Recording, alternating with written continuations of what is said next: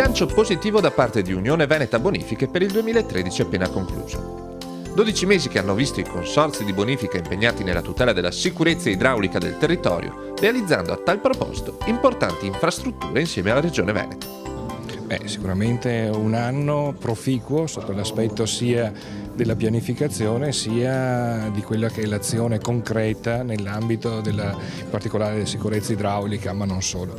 Concreta perché sono partite opere importanti come cassa espansione di Caldogno, quindi opere che si attendevano da più di 50 anni.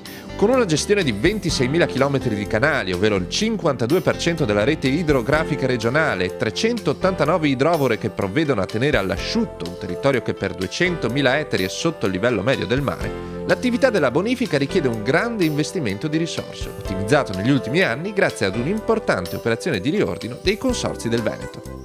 Abbiamo recuperato notevoli risorse, mettendo assieme, facendo sinergia fra di noi, riorganizzando e facendo un percorso sicuramente virtuoso. Scusate che ha portato a quest'anno, ad esempio, ad investire 12 milioni di euro in manutenzione straordinaria, quindi nell'interesse e nella prevenzione dei rischi idraulico in Veneto, senza fondamentalmente avere grossissimi aumenti. Abbiamo fatto un aumento medio in Veneto pari all'1%. Quella della sicurezza idraulica resta tuttavia una missione da perseguire tra mille criticità. Noi abbiamo un aumento di costi che stanno diventando insostenibili dell'energia elettrica che utilizziamo per far funzionare gli impianti idrovori di sollevamento e gli impianti irrigui.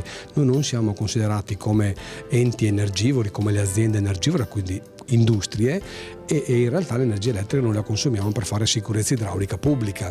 Dalla parte della Regione i Geni Civili, l'abbiamo appena sentito, stanno continuando anche loro ad investire quelle poche risorse, ma rischiamo di avere tutto bloccato perché il patto di stabilità non mette a disposizione la liquidità. Quindi questo limita la grande progettualità che abbiamo, vuol dire progetti pronti, esecutivi, perché mancano le risorse o a volte la disponibilità della cassa per partire con queste risorse finanziarie. Ecco, i consorzi chiedono con forza, presumo che lo stia facendo anche la Regione stessa, allentiamo i vincoli di patti di stabilità, mettiamo a disposizione risorse perché sulla sicurezza idraulica non possiamo più scherzare.